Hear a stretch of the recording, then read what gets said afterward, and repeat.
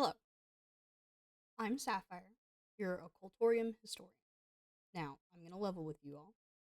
I have tried to record this video about 3 or 4 times now, and each time I have forgotten to turn on my microphone, YouTube has messed up, something has happened. So,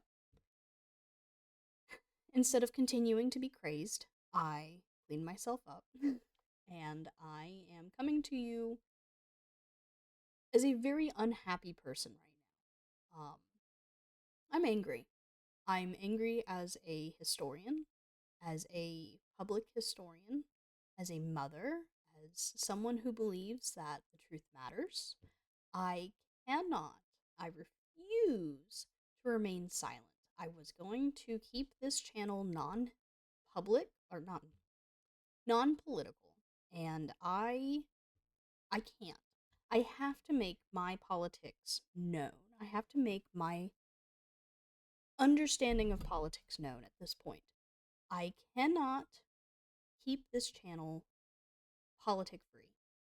I'm aware of that. And with what is going on right now in our country at large, needs to be addressed. So I am a very angry historian. Now, why am I angry? I am angry because we are in a very unprecedented time of the foundations of a very disastrous future. We're going to go over this today. I finally read the presidential executive order that came out March 27th, 2025, just a few weeks ago. I read it. I've now read it several times. So we're going to do a bit of a deep dive on it today. We are going to do a bit of an academic approach to our executive order that has come from President Donald Trump. We are going to look at some of the articles that have come out since then, and we're just going to do a little bit of a discussion today. I'm going to refrain from ranting, but I'm probably not going to be able to help it. Again, I'm Sapphire. I'm a historian, hopefully soon to be public historian. I'm currently in the progress of completing my master's in public history and museum curations. Back there behind me, right there, I have a BA in history, so, I'm on my path. I'm your occultorium historian today, and forever. So let's get into this. What is this legislation exactly? We're going to read it together. We're going to read through this entire document together, and we are going to explore it a little bit in depth. So, this is the Restoring Truth and Sanity to American History.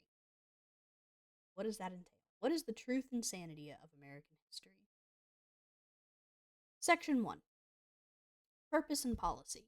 Over the past decade, Americans have witnessed a concerted and widespread effort to rewrite our nation's history, replacing objective facts with a distorted narrative driven by ideology rather than truth. This revisionist movement seeks to undermine the remarkable achievements of the United States by casting its founding principles and historical milestones in a negative light. Under this historical revision, our nation's unparalleled legacy of advancing liberty, individual rights, and human happiness is reconstructed as inherently racist, sexist, oppressive, and otherwise irredeemably flawed. Now we're going to highlight this because I personally and academically and wholeheartedly disagree with this. Our revisionist narrative, history is constantly being revised. Under what has been going on right now, we have actually been bringing to light a lot of these misunderstood voices, a lot of these voices that have been oppressed, that have otherwise been unshareable before. We've been bringing those to light. So I don't understand where they're coming from for this. And I feel that this is coming from a personal place for them. So, rather than fostering unity and a deeper understanding of our shared past, the widespread efforts to rewrite history deepens societal divides and fosters a sense of national shame, disregarding the progress America has made and the ideals that continue to inspire millions around the globe. Personally,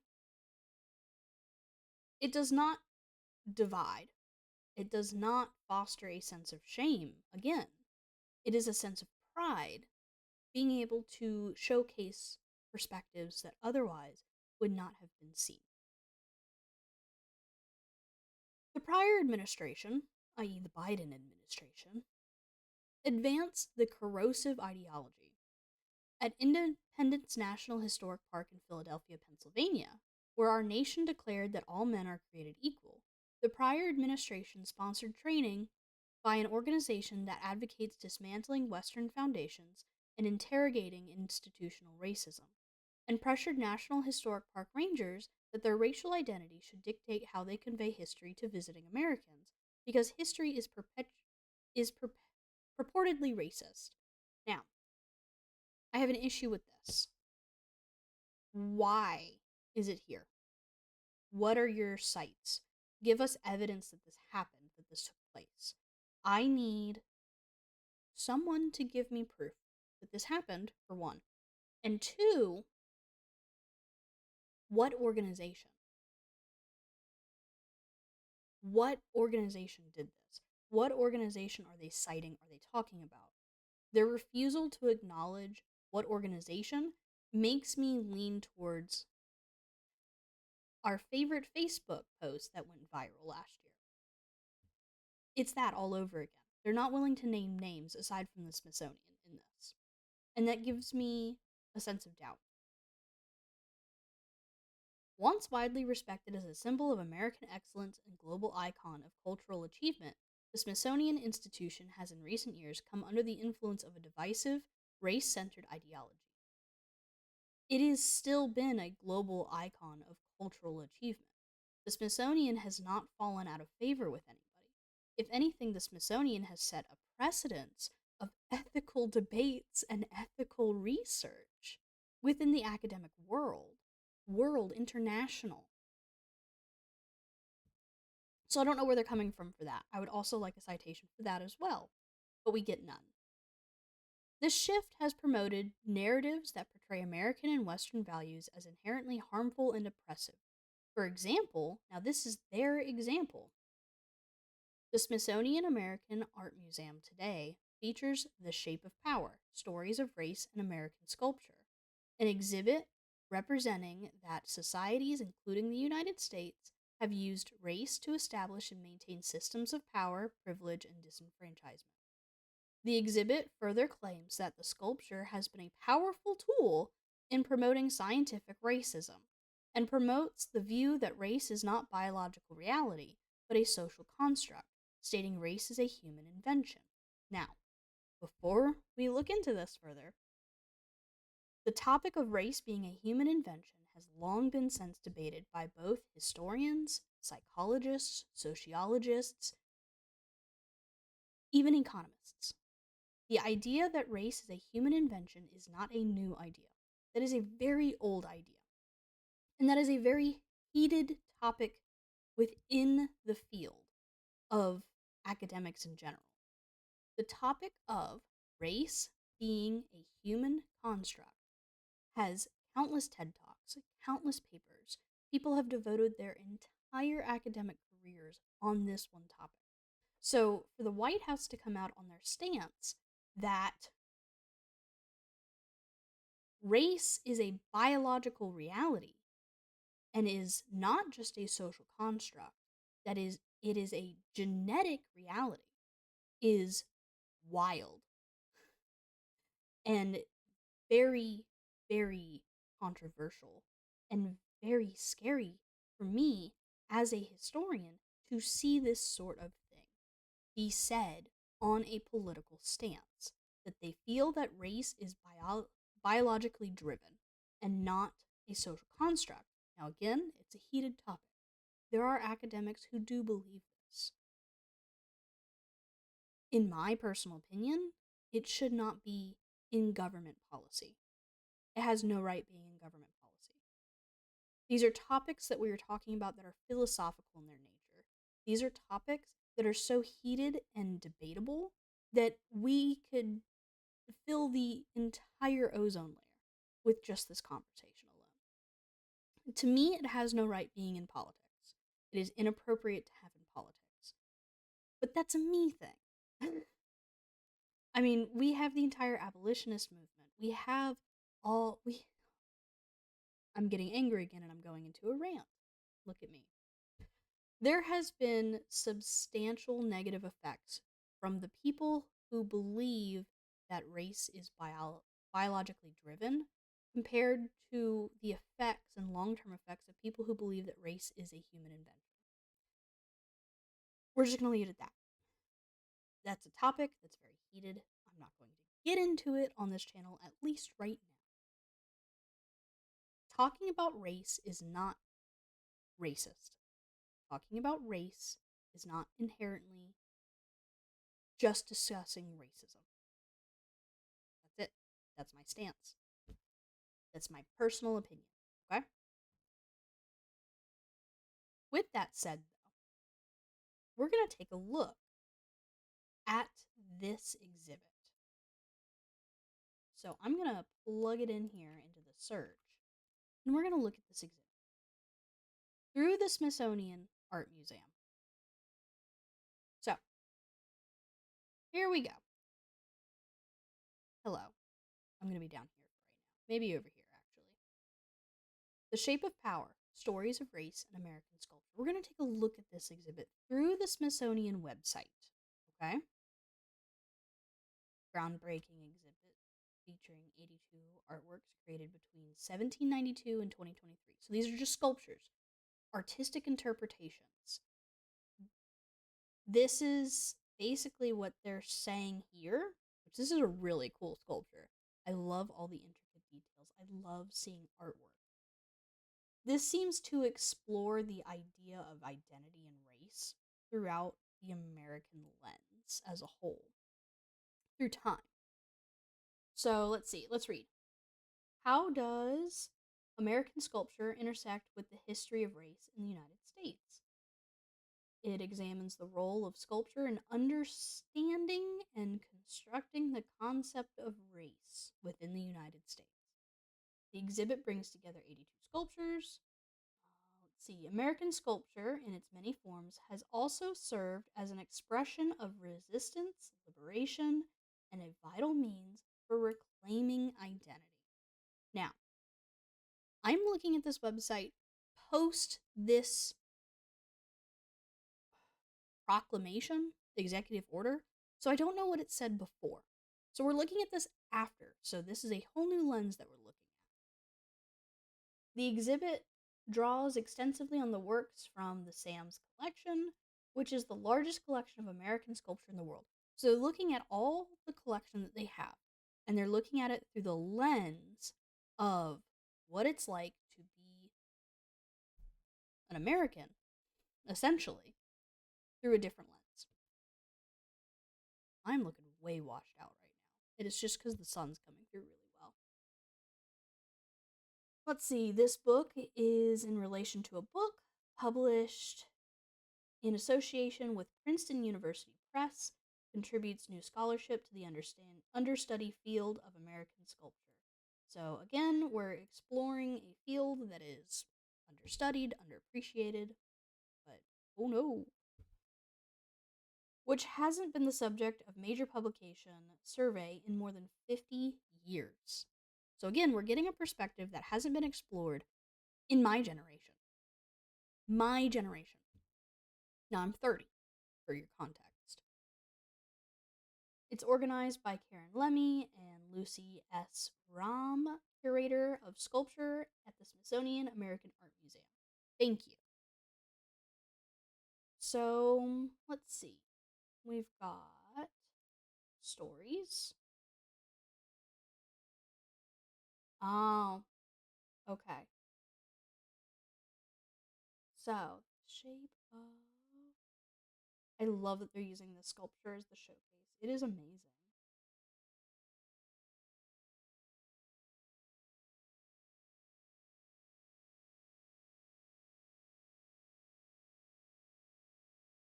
Sculptures everywhere, at courthouses, at state houses, in parks and public spaces, from big cities to small towns. Sculptures in our homes.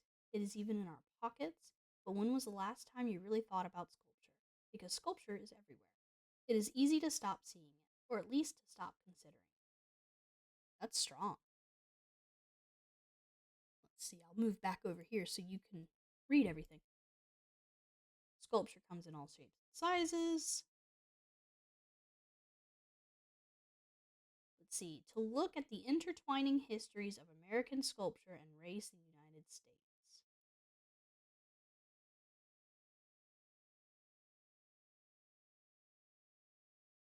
And these are some of the sculpture examples.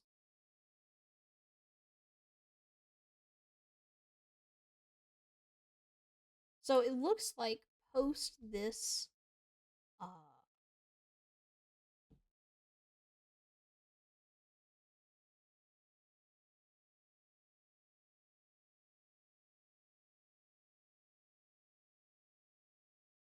here it goes.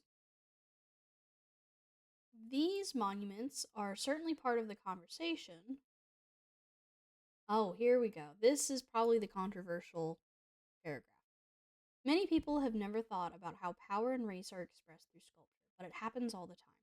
When you think about the connections between sculpture, race, and power, the removal of Confederate monuments might come to mind. These monuments are certainly part of the conversation, but there are so many additional stories to tell about race in American sculpture. Sculptures that explore the complexity of racial identity, sculptures that reinforce racist stereotypes, some in glaring obvious ways, and others in depictively quiet ways. And sculptures that challenge those stereotypes, sculptures that deal with racial violence, and sculptures that honor interracial solidarity and a collective power of community. Sculpture can give physical form to these heady concepts and help us visualize how that they've shaped our past and continue to shape our present.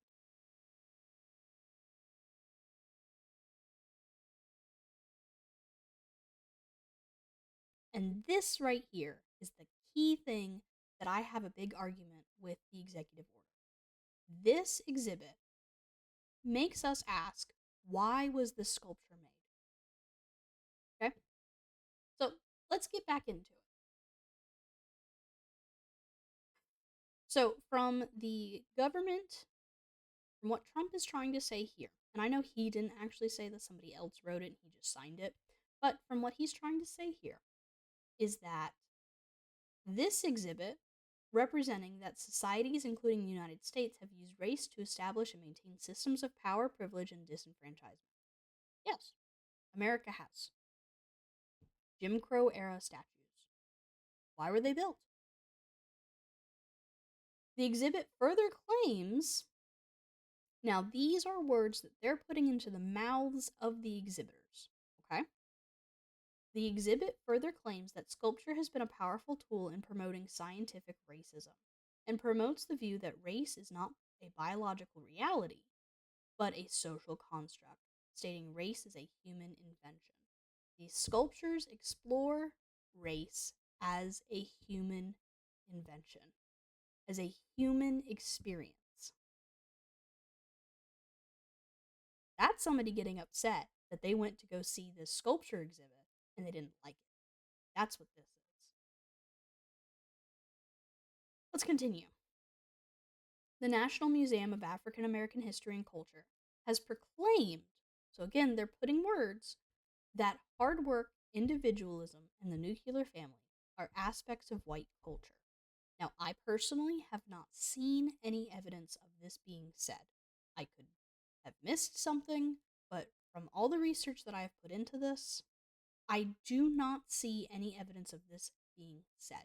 Now, these could have been aspects that were explored or used within an academic writing supported by the museum, but I have not seen them exactly explicitly say this. The forthcoming Smithsonian American Women's History Museum plans on celebrating trans history. Heaven forbid.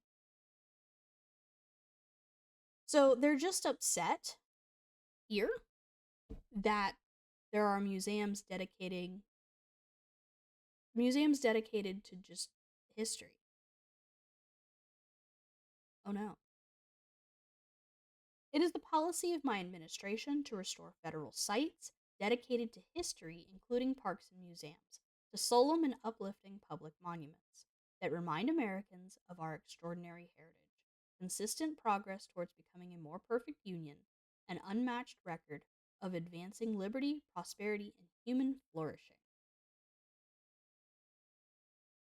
So, what this is kind of hinting at, and they go more into it later in the document, is that they're looking to restore the Confederate monuments that had been taken down. They're looking to restore the Confederately named buildings, such as schools, parks. Yep, they want to rename it all. They want to basically undo the Progressive Act and progressive. I mean, it's up to interpretation what progressive is to you, but to me, progressive is being able to understand history at its fullest, and this is wanting to take away those marginalized voices that we have just now started to hear. To advance this policy, we will restore the Smithsonian Institution to its rightful place as a symbol of inspiration and American greatness. You can't restore something that is already there. You just can't. It is already deemed that. The world already sees it as that. We, academics, already see it as that. We look to the Smithsonian for the national guide, essentially. The Smithsonian is what we look towards.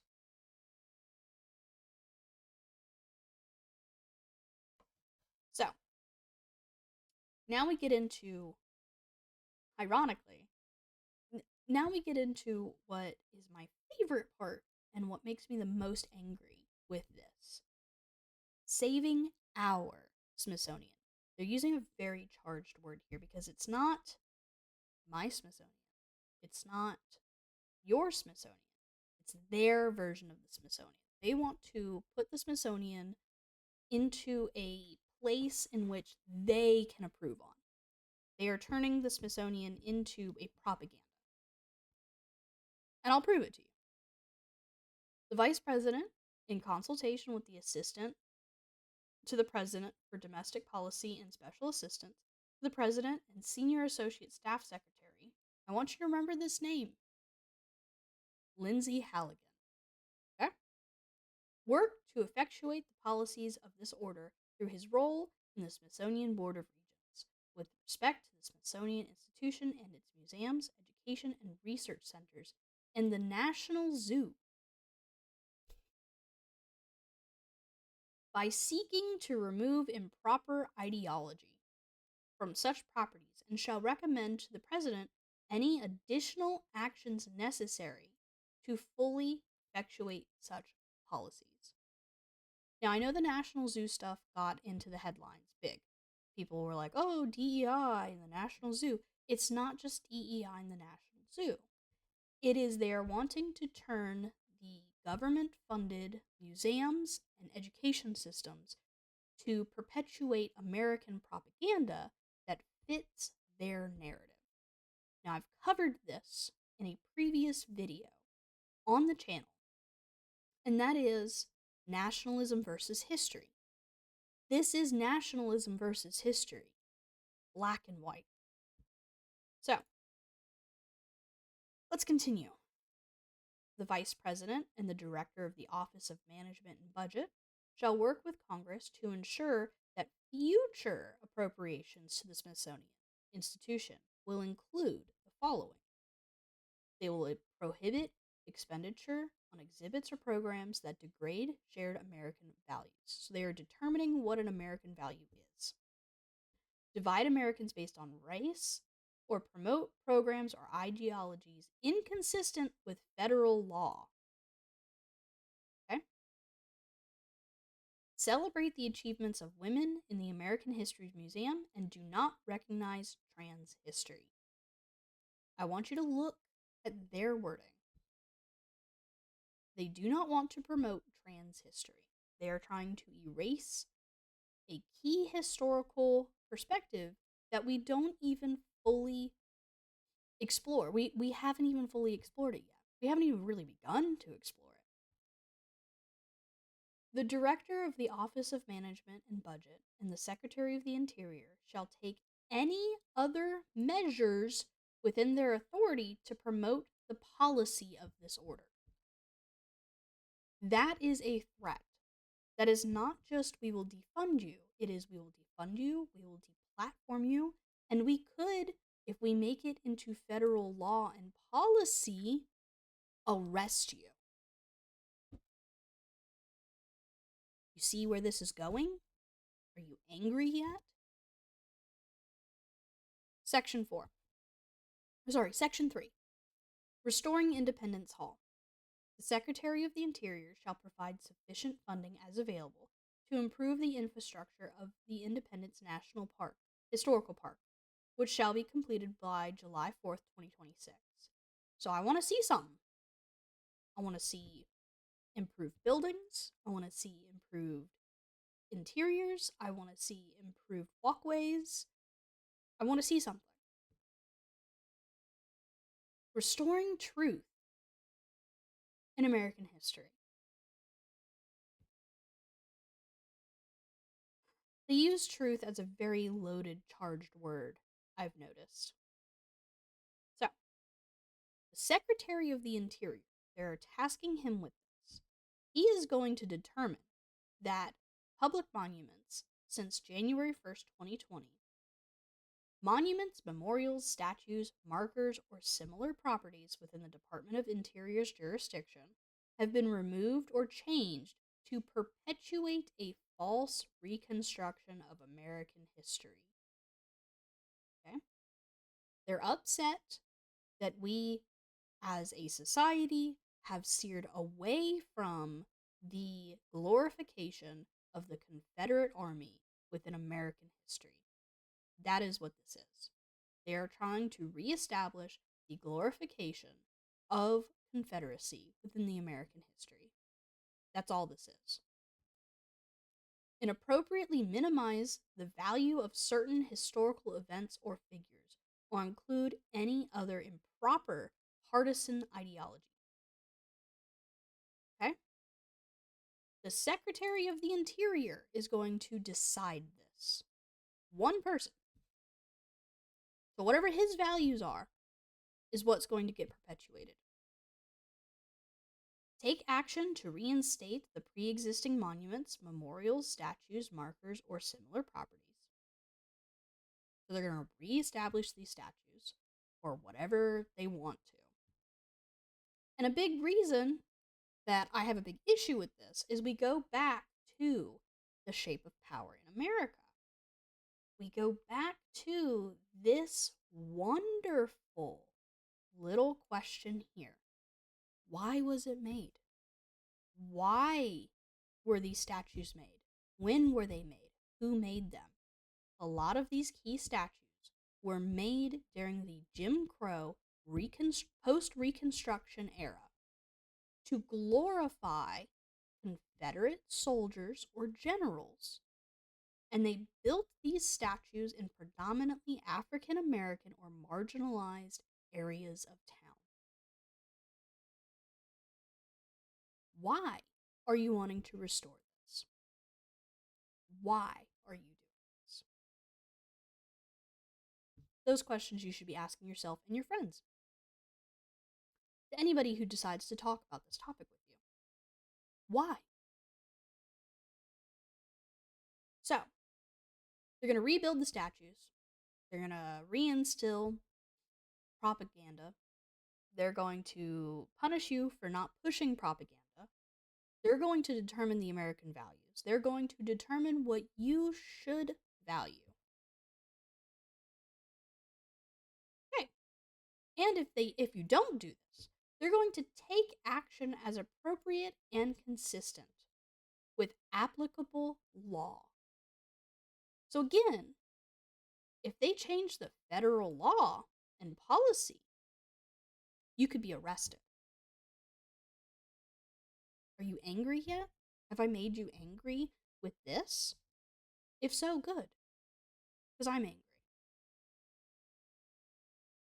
So, Section 5 just goes over that you can't construe or impair anything that's been put in here, you cannot use anything inappropriately, and that all of this follows the law. That's all Section 5 does. So, do you think this is restoring truth and sanity to American history? And if so, why? I would like to know. Genuinely, I would like to know why. Because, in my personal opinion, in my academic opinion, I do not see any truth or sanity to this at all. Do you see truth and sanity to this? Because I don't. Now, why is this dangerous? You may be asking, well, why are you angry? I don't see a problem with this. It's just museums. It's not. It's museums, it's archives, it's libraries, it's schools, it's what you, your children, your grandchildren, what their children will learn. They are trying to completely alter what is fact, what is academically sound, and what is conspiratorial within American context, within the academic context. This will affect families, this will affect communities, and this affects the public right to know and have access to truth. So why does this matter? I'm just a historian. Of course this matters to me. It's my job. This matters for you too. When the state controls a narrative, everyone loses access to what is a real historical interpretation. You lose access for you to interpret history. You're basically getting told what your life is. That you're not living your life, the government is living your life. It's about erasing real people. We saw. Let's see. Let's have an example. Harriet Tubman. She was erased from the U.S. Parks website without permission for almost 24 hours. Now, I followed this very closely when it was happening. This article on hyperallergic, I tried to find the most independent source that I could, written by Rhea Nayar, April 8th, 2025. This happened a couple of days ago. This is Harriet Tubman. There's a chance that your children won't know who she is. Changes to a National Park Service website that removed any mention of Harriet Tubman from a text about the Underground Railroad were made without approval from the NPS leadership, a spokesperson said in a statement. The NPS has restored the original text after outcry. It took outcry for this to be fixed. It took somebody noticing this for it to be fixed. Had nobody noticed it, it would have never been fixed.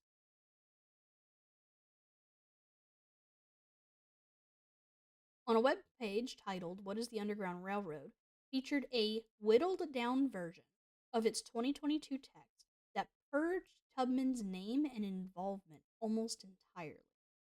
Her full body portrait and an introductory quote about steering the Underground Railroad were replaced with a small cropped headshot among those of other abolitionists who participated in the Freedom Pipeline, each presented as a makeshift postage stamps with the words Black White Corporation. So this is what it looked like. Black White Corporation. The edited text was sparse and vague, omitting concrete details on the movement's lead up and inception, the number of freed people, or a list of specified locations included in the Libertarian Network. So this removed key information that the public would love to know. They removed it. Don't need to know it. Okay? If you want to check out this article, it's a great read. Again, it's Harriet Tubman erased from U.S. Parks website without agency's permission by Rhea Nayar. Great read. So, again, Why? Right? This poses the question why. As a historian, I can explain. This has a lot of historical echoes. A big one, most recent one, would be the Jim Crow America. During the Jim Crow era, Southern textbooks completely erased slavery's brutality. We're seeing this a lot within Florida legislation, a lot of the Deep South legislation. They described enslaved people as happy and glossed over Reconstruction and racial terrorism. I mean, the events of Tulsa was completely covered up. The events here in Wilmington, North Carolina, the 1898 massacre, was completely covered up. It only recently became national news as of, I want to say, 2022. 1898 is when this happened. And it happened because of a newspaper company who went into a public argument and it got them burned down. Racially incited, burned down. Because they were black voices being heard, saying things that white communities didn't want them to say. We're seeing this all over again.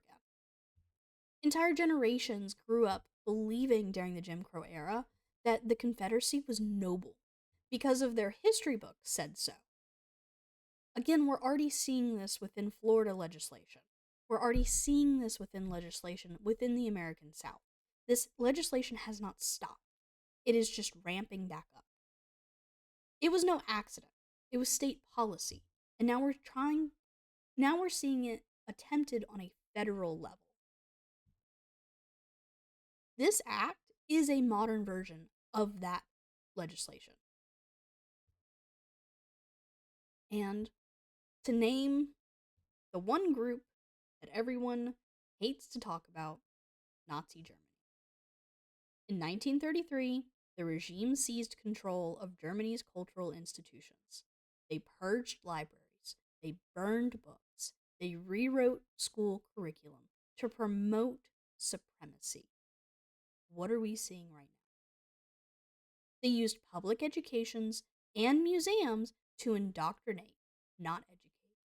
That means they used museums and schools to push propaganda, to push specific narratives over other narratives, and even in some instances, completely lie. We've seen this through the attempted erasure of Harriet Tubman.